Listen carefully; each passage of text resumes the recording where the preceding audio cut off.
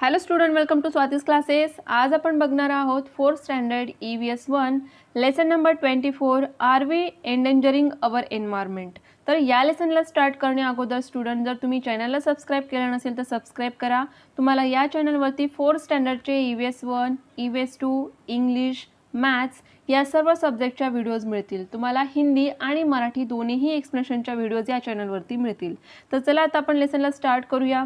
तर इथे बघा, तुम्हाला दोन पिक्चर्स दिलेले आहे की 20 इयर्स ॲगो आणि टुडे असे दोन पिक्चर्स तुम्हाला इथे दिलेले आहेत.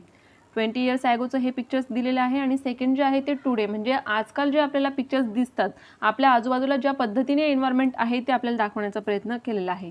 तर त्याशी रिलेटेड काही क्वेश्चन्स, काही इन्फॉर्मेशन आहे ती बघूया. 20 years ago there were open fields around the city. आता फील्ड्स म्हणजे काय की जे शेत असतं किंवा जमीन असतात, ओपन जमिनी असतात. तर 20 इयर्स ॲगो जर आपण 20 वर्षापूर्वी जर बघितलं तर त्यावेळेला काय होतं की बऱ्याचशा ठिकाणी आपल्याला ओपन फील्ड्स दिसायचे सिटीच्या around. Today there are new colonies there. परंतु आज जर आपण बघितलं तर त्या ठिकाणी आपल्याला नवीन कॉलनीज म्हणजेच काय बिल्डिंग्स दिसतात. जसं की आपल्या घरामध्ये जे आजी आजोबा असतात किंवा आपले पॅरेंट्स इव्हन आपल्याला सांगतात की काही वर्षांपूर्वी इथे ओपन जागा होती किंवा शेती होती, आता तिथे बिल्डिंग्स बांधण्यात आलेले आहेत. आपण हे त्यांच्याकडनं ऐकतो. There was a big spreading tree near the railway gate, की ज्या ठिकाणी रेल्वेचे जे काही रेल्वे ट्रॅक असतात त्याच्या आजूबाजूला जमीन होती किंवा बरेचसे झाडं होती असं आपण ऐकतो. Different kinds of birds and insects live happily in the tree. आणि त्यावेळेला मग 20 इयर्स ॲगो ओपन फील्ड्स असायच्या, ट्रीज असायची, त्यामुळे त्यांच्यावरती असणारे जे काही बर्ड्स होते, इन्सेक्ट्स होते ते खूप जास्त प्रमाणात तिथे असायचे काही वर्षांपूर्वी, 20 वर्षांपूर्वी आपण म्हणू शकतो. आणि आजचं जे काही आपल्याला पिक्चर दिलेलं आहे ते टोटली चेंज झालेलं आहे की ते जे काही ओपन फील्ड होते त्या ठिकाणी आता आपल्याला बिल्डिंग दिसतात जास्त प्रमाणात. Where have those birds and insects gone today, की ते सर्व बर्ड्स असतील किंवा इन्सेक्ट जे त्यावेळेला राहायचे ते आता कुठे गेले असतील असा प्रश्न आपल्याला इथे दिलेला आहे. तर आपण बघूया या लेसनमध्ये. तर इथे तुम्हाला काही 3 पिक्चर्स दिलेले आहेत. एक आहे सिटी, सेकंड आहे विलेज आणि थर्ड आहे फॉरेस्ट. आणि यावरती आपल्याला क्वेश्चन विचारलेला आहे, what similarities do you find between a city, a village and a forest. या तीनही ठिकाणी तुम्हाला कोणत्या सिमिलॅरिटीज दिसतात ते आपल्याला बघायचं आहे. सिमिलॅरिटीज म्हणजेच काय की सारखेपणा काय दिसणार आहे की सिटीमध्येही माणसं राहतात, विलेजेसमध्येही राहतात आणि इव्हन काही फॉरेस्टमध्ये सुद्धा माणसं काय करतात, तिथे जाऊन राहतात. त्यानंतर आपल्याला ज्या गरजेच्या काही वस्तू असतात त्या आपल्याला इथून मिळतात, जसे की फॉरेस्टमधून मिळतात. विलेजेस असेल तिथेही आपल्याला ज्या काही गरजेच्या वस्तू असतील त्या मिळत असतात, शहरामध्ये देखील मिळतात. आणि जिथे ह्युमन बिईंग्स राहतात त्या ठिकाणीच ॲनिमल्स सुद्धा आपल्यासोबत राहत असतात. सेकंड आपण बघूया की what differences do you find between them. पण यामध्ये जर आपण डिफरन्सेस शोधले, फरक जर शोधला तर आपल्याला काय फरक कळणार की सिटीमध्ये लोकांची संख्या खूप जास्त प्रमाणात असते, तसंच तिथे व्हेकल्स, बिल्डिंग्स हे जास्त प्रमाणात आपल्याला दिसतात. त्याप्रमाणे जर आपण विलेज बघितलं तर तिथे प्रमाण हे कमी असतं, लोकांची संख्याही कमी असते. तिथे राहणाऱ्या लोकांची जी घरं असतात त्यामध्येही आपल्याला चेंजेस दिसतात.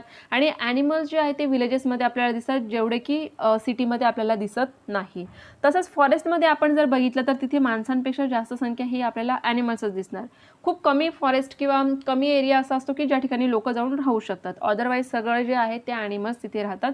परंतु जे काही फॉरेस्ट मटेरियल असतील, ट्रीज असतील, ते कुठे जास्त आपल्याला बघायला मिळणार तर फॉरेस्टमध्ये ट्रीज आणि ॲनिमल्स सर्वात जास्त आपल्याला दिसणार. तर हे काही सिमिलॅरिटीज आणि डिफरन्सेस आपल्याला इथे बघायला मिळू शकतात. आता नेक्स्ट पेजवरती आपण बघूया the progress made by human beings. आता माणसांनी केलेली प्रोग्रेस किंवा प्रगती म्हणजेच काय ते आपण बघूया.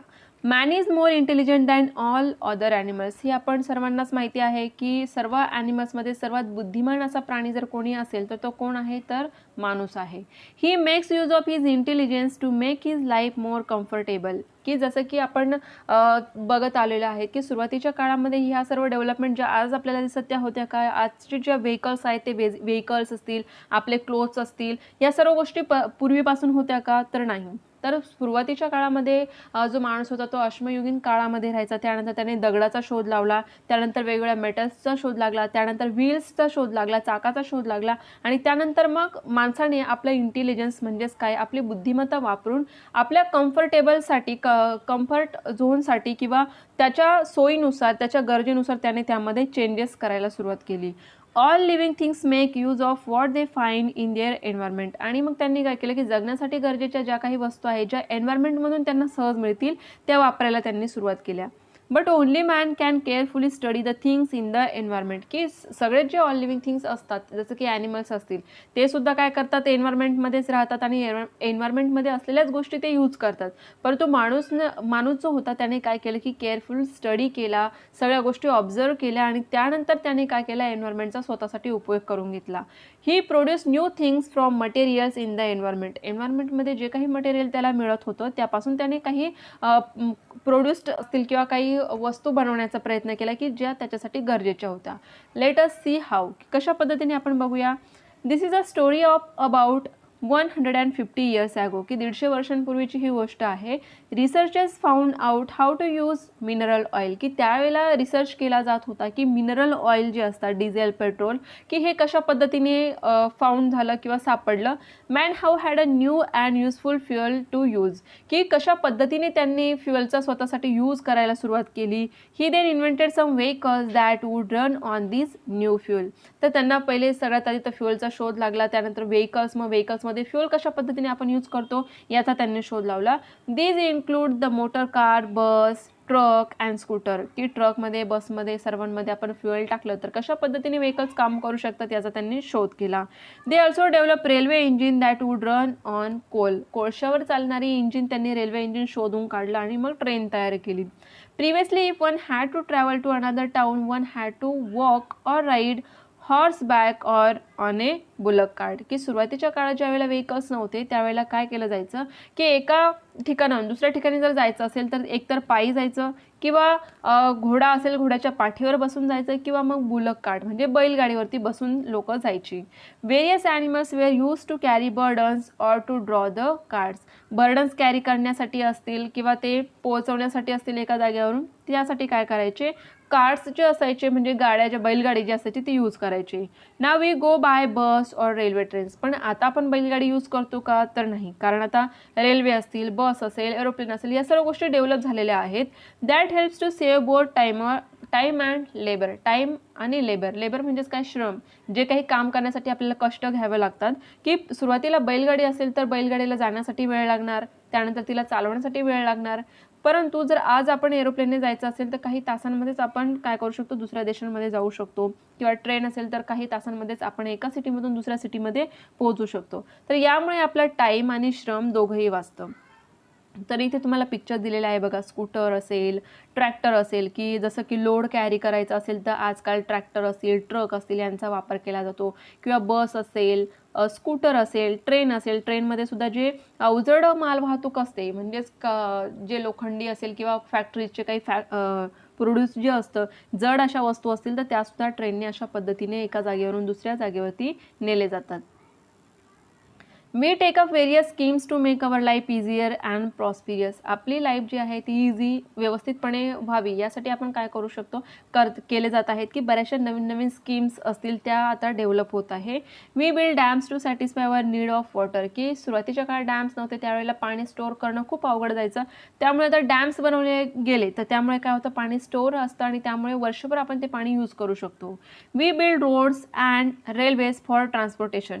ट्रान्सपोर्टेशन म्हणजेच काय, की वाहतुकीसाठी एक आपला जो काही माल असेल किंवा माणसांची वाहतूक एका जागेवरून दुसऱ्या जागेवर करायची असेल तर त्यासाठी आता रोड्स यूज केले जातात, रेल्वे यूज केल्या जातात. Factories are setup to manufacture all the things we need. ज्या ज्या गोष्टींची आपल्याला गरज आहे त्या सर्व गोष्टी आता मॅन्युफॅक्चर होतात फॅक्टरीजमध्ये. We build houses so that everyone can have a shelter of their own, की हाऊसेस बिल्ड केले गेले की ज्यामुळे प्रत्येक व्यक्तीला त्याचा शेल्टर किंवा निवारा, घर मिळेल. The things we need to do all these have to be obtained from the environment. आणि या सर्व गोष्टी आपल्याला कुठून मिळतात, तर आपल्या एन्व्हायरमेंटमधून.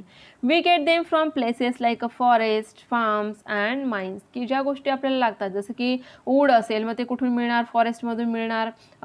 जे आपल्याला फ्रूट व्हेजिटेबल्स लागतात किंवा क्रॉप्स लागतात ते कुठून मिळतात, फार्म्स म्हणजेच काय, एन्व्हायरमेंटमधून मिळतात. माइन्समधून आपल्याला वेगवेगळ्या जे मिनरल्स असतात ते मिळतात, जसं की कोल असेल, पेट्रोल, डिझेल हे मिळतं. Water is use to in the factories and then the waste water is let into rivers. जे काही पाणी अवेलेबल असतं ते यूज केलं जातं फॅक्टरीजमध्ये आणि मग जे काही वेस्ट वॉटर असेल ते रिव्हर्समध्ये मग सोडलं जातं. All this has an effect on the environment आणि यामुळेच मग काय होतं की एन्व्हायरमेंटवरती त्याचा परिणाम होतो. जसं की आपण पोल्युशन ऐकलं असेल, वॉटर पोल्युशन होतं, त्यानंतर एअर पोल्युशन, ह्या प्रकारचे पोल्युशन झाल्यामुळे एन्व्हायरमेंटवरती त्याचा हार्मफुल परिणाम देखील होतो. If the environment is harm it has harmful effects on all living things. जर नेचरमध्ये एन्व्हायरमेंटमध्येच हार्मफुल गॅसेस असतील किंवा पाणीच खराब झालं असेल तर याचा सर्व परिणाम कोणावरती होईल तर लिव्हिंग थिंग्सवरती. And man is no exception. आपण सुद्धा लिव्हिंग थिंगमध्ये येतो, त्यामुळे याचा परिणाम आपल्यावर सुद्धा होत असतो. Growth of the population. Population म्हणजेच काय, लोकांची संख्या, जनसंख्या. A census was done in 1951. What was the population of our country then.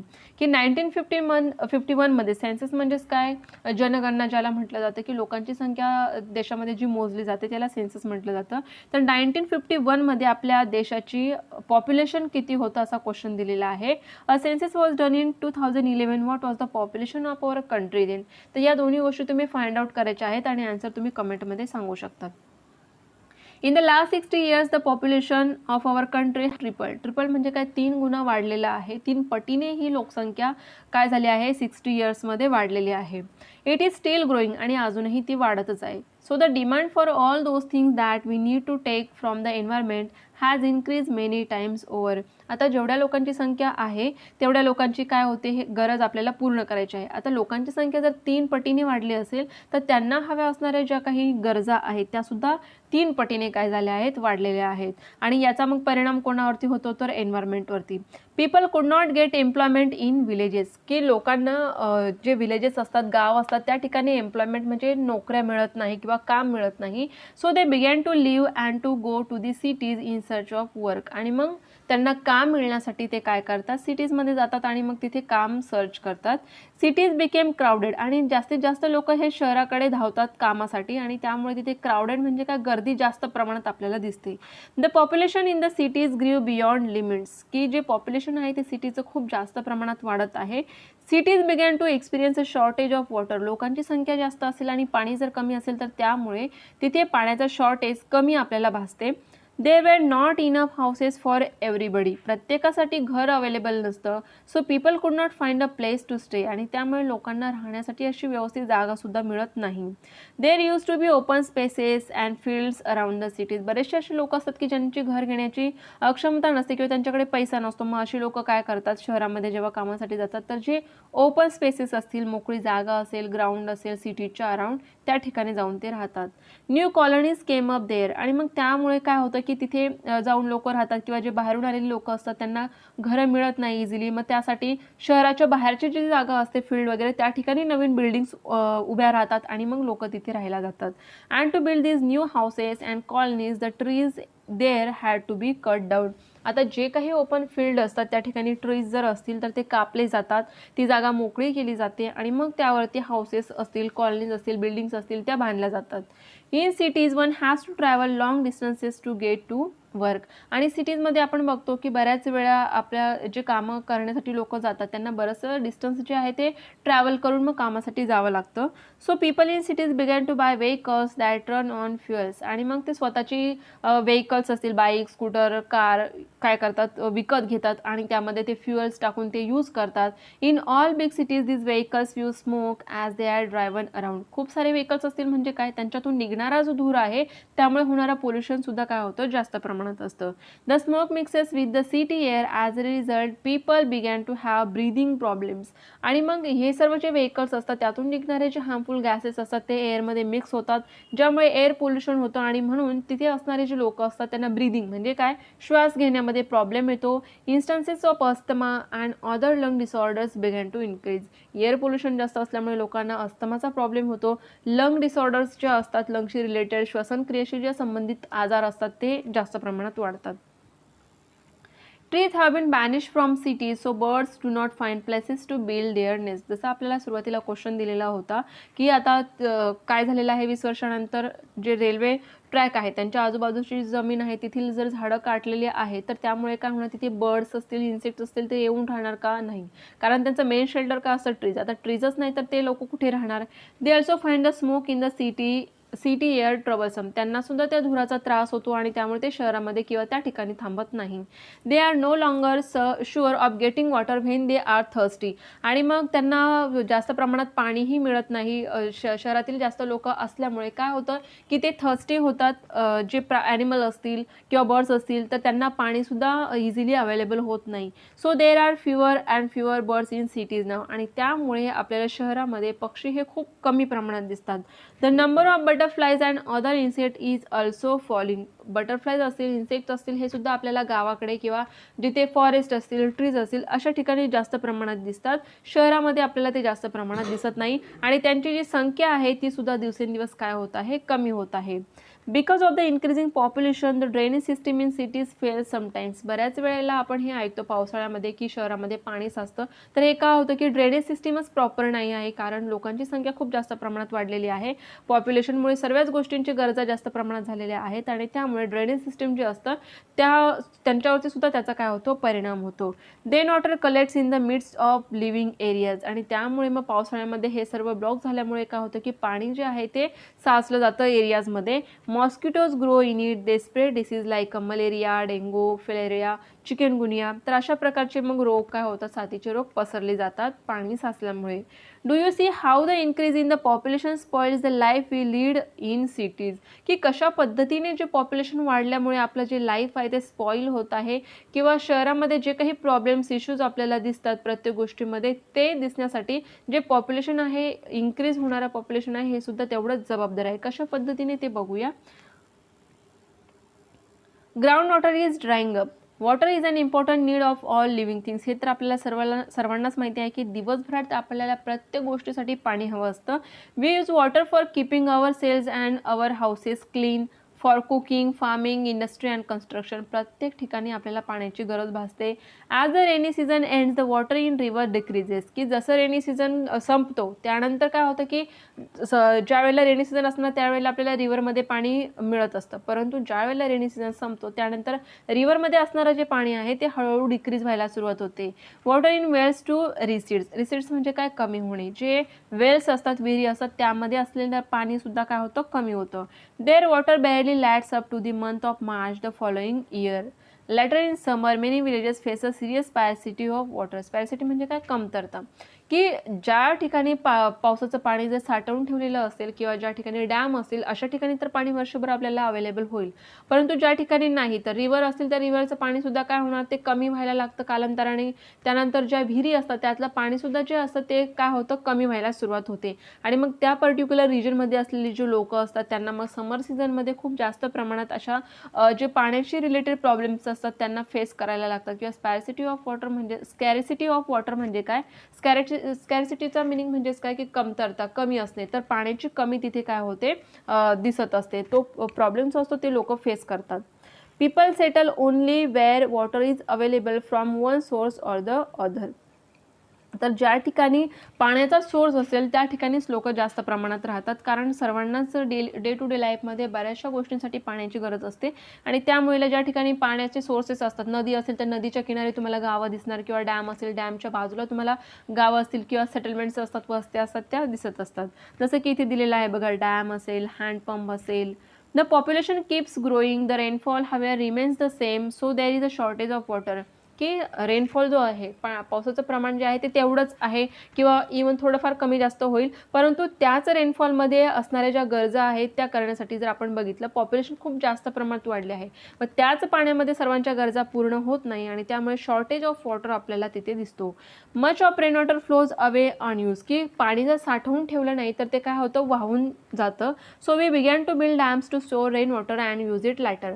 त्यासाठी आपण काय करू शकतो की डॅम्स, धरणं बांधू शकतो आणि त्यामुळे पाणी स्टोअर करून ठेवू शकतो की जे आपल्याला वर्षभर यूज करता येईल.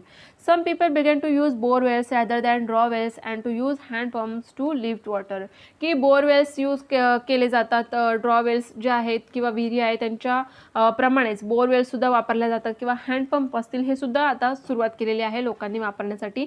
Then pumps that work mechanically on diesel or electricity were invented.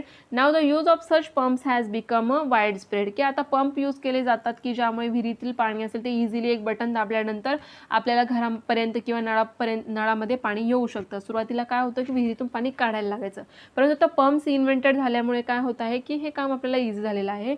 The population has so greatly increase that now every summer we face severe water scarcity, की ज्यामुळे आता काय होत आहे की पॉप्युलेशन वाढल्यामुळे समर सीझनमध्ये बऱ्याचशा गावांमध्ये तुम्ही न्यूजलाही ऐकलं असेल की पाण्याची एवढी स्कॅरिसिटी असते की त्या लोकांना टँकरनी पाणी पोहोचवणं असेल अशा पद्धतीचे उपाययोजनासुद्धा केल्या जातात. Another problem that the population growth caused was that of availability of food, पाण्याचीच कमी असेल तर त्या ठिकाणी फूडची सुद्धा कमी होणार. The food produce in the country began to fall short of the needs of the growing population. त्याच पद्धतीने जर पॉप्युलेशन वाढलेली असेल तर त्यांना लागणारं जे अन्न आहे त्याचं पण प्रोडक्शन वाढलं पाहिजे. जर प्रोडक्शन तेवढंच असेल आणि लोकांची संख्या जर जास्त असेल तर मग काय होणार की त्यांना जे फूड आहे त्याची सुद्धा कमतरता जाणवते. So our scientist develop improve methods of farming, आणि त्यामुळे इम्प्रूव्ह मेथड्स फार्मिंग केली जाते की ज्यामुळे उत्पन्न जास्त प्रमाणात होईल आणि मग लोकांच्या गरजा भागवल्या जातील. Previously, farmers would grow only one crop in the year. Now they can take 2 or even 3 crops. सुरुवातीच्या काळात काय केलं जायचं की वर्षभरातून एखादं पीक काढलं जायचं, परंतु आता 2 ते 3 पीक सुद्धा घेतले जातात. As a result food production increase but so did the demand for water for agriculture, की फूड प्रोडक्शन वाढवण्यासाठी शेती तर जास्त प्रमाणात केली गेली, परंतु शेतीसाठी लागणाऱ्या पाण्याचं प्रमाण सुद्धा काय इथे आहे, डिमांड वाढत गेली. यूज युअर ब्रेन पॉवरमध्ये बघूया. Previously, water was needed for farming only during the rainy season. Now it is needed for 8 months in the year. की फक्त रेनी सीझनमध्ये पाऊस पडायचा आणि त्याच वेळेला एक पीक घेतलं जायचं, परंतु आता 2 ते 3 पीक जर काढणार असेल तर समर सीझनमध्ये मग पाणी कुठून येणार, तर ते पाणीसुद्धा काय केलं जातं अशा पद्धतीने पुरवण्यात येतं की ज्यामुळे क्रॉप्सचं जे प्रोडक्शन आहे ते जास्तीत जास्त होईल आणि मग जे काही पॉप्युलेशन वाढलेलं आहे त्या लोकांच्या त्या गरजा आपण पूर्ण करू शकतो. Where 3 crops are taken, it is required all year round. It only rains during the rainy season. Then from where do we get the water for farming and for all our other needs? आता आपण जर बघितलं 4 महिनेच आपल्याकडे पाऊस पडतो, मग वर्षभर आपल्याला पाणी कशा पद्धतीने मिळणार, किंवा फूड प्रोडक्शन आपल्याला वाढवायचं आहे तर मग ॲग्रिकल्चरसाठी आपल्याला पाणी कुठून मिळणार, तर मग बोरवेल्स असतील, वेल्स जे असतात, विहिरी ज्या असतात, विहिरीतील पाणी असेल पंपाद्वारे ते पुरवलं जातं, किंवा डॅम्समध्ये पाणी साठवून मेथड्स यूज केल्या जातात की ज्यामुळे पाणी काय केलं जातं, सेव्ह केलं जातं. त्यानंतर अंडरग्राऊंड जे वॉटर असतं त्याचा सुद्धा यूज केला जातो. We experience a scarcity of water soon after the rains. Then from where do we get water for the fields in summer and winter. Summer आणि विंटरमध्ये आपल्याला पाणी कुठून मिळतं. Rain water that has seep in to the soil can be use in this situation, की जमिनीच्या खाली जे सीप झालेलं जे मुरलेलं पाणी जे असतं, जिरलेलं पाणी जे असतं ते मग आपण यूज करतो. Water found in wells and bore wells is nothing but rain water that has seep in to the ground. ज्या वेल्स, विहिरी ज्या आपण करतो, जमिनीमध्ये खोदण्याचं काम सुरू होतं आणि त्यानंतर जमिनीच्या खाली असणारं पाणी जे असतं ते विहिरीमध्ये आपल्याला मिळतं, किंवा जे बोर वेल्स असतील ते म्हणजेच काय, जमिनीखाली असणारं जे पाणी आहे, जमिनीमध्ये सीप झालेलं जे पाणी आहे पावसाळ्यामध्ये, ते आपण मग समर आणि विंटरमध्ये यूज करू शकतो. Let us learn about some traditional method of drawing water from wells, की वेल्समधून कशा पद्धतीने ट्रेडिशनल मेथडने पाणी काढलं जायचं. In the Konkan region there are groves of coconut, betelnut and bananas. There are water using the water wheel to lift water from the wells, की वेल्समधून काय केलं जातं, ह्या सर्वांचा यूज करून पाणी काढलं जायचं. A horizontal beam is placed over the mouth of the well. It support to a large wooden wheel which turns around. This wheel is called the rahat. रहाट याला असं म्हटलं जायचं की ज्याला काय केलं जायचं, इथे तुम्हाला पिक्चर दिलेला आहे, अशा पद्धतीचं हे रहाट असं सर्कल सारखं असायचं आणि त्याच्यावरती ज्या अशा बॅग सारखं लागलेलं असायचं की जे फिक्स केलेलं असायचं कुठे, ज्या वेल्स असायच्या त्या ठिकाणी. आणि मग ज्या वेळेला हे रोटेट होणार त्यावेळेला ते पाणी त्यामध्ये भरलं जायचं आणि मग ते पाणी काय केलं जायचं, बाहेर ज्या ठिकाणी टर्न केल्यानंतर बाहेर साईड हे पाणी टाकलं जायचं. सेव्हरल पॉट्स, गाडगे are fixed on the wheel. जे व्हील असायचे त्या ठिकाणी गाडगे, जे पॉट्स असायचे ते बांधलेले असायचे. Wien the wheel turns the chain of pots turn with it. One by one, they dip into the water in the well and get filled as they come up. As the wheel turns, each pot turns over and the water gets poured into a channel. From there is taken to the grooves. The water wheels is turned with the help of a bullock or a male buffalo. Such a water wheels or rahat गाडगे are still in use in some places in a Konkan region. तर कोकण रिजनमध्ये ह्या methods use केल्या जायच्या. मोट असेल किंवा राहाट गाडगे ज्याला म्हणतात, तर मोटमध्ये काय होतं की अशा पद्धतीने एक मोठी अशी बॅग सारखं लावलेलं असेल आणि ती काय केली जाते की जे बुलक जे बैल असतात त्याचा यूज करून काय केलं जातं, हे ओढलं जातं आणि हे ज्या वेळेला विहिरीत बुडणार त्यामध्ये पाणी येणार आणि तेच पाणी जे आहे ओढल्यानंतर जे चॅनल्स बनवलेले असायचे त्या चॅनल्समध्ये पाणी टाकलं जायचं आणि मग हेच पाणी पुढे जे फार्म असायचे तिथपर्यंत पोहोचवलं जायचं. आणि रहाट गाडगे म्हणजे काय, असं व्हील असायचं आणि व्हीलवरती जे काही पॉट्स असायचे, व्हील ज्या वेळेला रोटेट होणार, ज्या वेळेला ते खालच्या साईडने जाणार पाण्यामध्ये, ते पाणी त्यामध्ये भरलं जायचं आणि त्यानंतर ते पाणी बाहेरच्या साईडला ओतलं जायचं. तर रहाट गाडगे आणि मोठे कोकणमध्ये खूप जास्त प्रमाणात यूज केले जायचे. In other parts of Maharashtra a mot was in use for lifting well water. मोट कशासाठी यूज केली जाते, तर पाणी लिफ्ट करण्यासाठी, विहिरीतून बाहेर काढण्यासाठी. A mot is a large leather bag. It is lowered in to the water at the end of a rope. When it is full it is lifted out of the well. The water is use for the fields. फील्डसाठी पाणी पोहोचवण्याचं काम केलं जायचं. आणि bullocks move to and fro on a ramp to help lower the bag and lift it. The mot is use in a very few places नाव. आता खूप कमी प्रमाणात यूज केला जातो. आणि का कमी प्रमाणात यूज केला जातो, कारण आता पंप आलेले आहेत, त्यामुळे मोटर चालू केली की पटकन पाणी काय होतं, शेतापर्यंत पोहोचतं. त्यामुळे रहाटगाडी असेल किंवा मोट असेल, आता हे खूप कमी प्रमाणामध्ये यूज केलं जातं. त्यानंतर बघूया, nowadays fields are water using diesel or electric pumps. These mechanical pumps can lift many times more water than the moats ever could.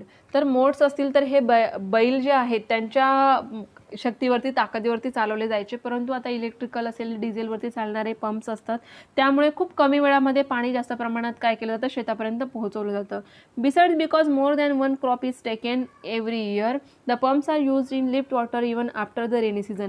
Rainy सीझनमध्ये तर यूज केलंच जातं, परंतु रेनी सीझन नंतर सुद्धा आपण याला यूज करू शकतो. As a result the water stored underground is getting use up rapidly. आणि त्यामुळे काय होत आहे की जे जमिनीखाली असणारं पाणी आहे ते आता जास्त प्रमाणात वापरलं जात आहे.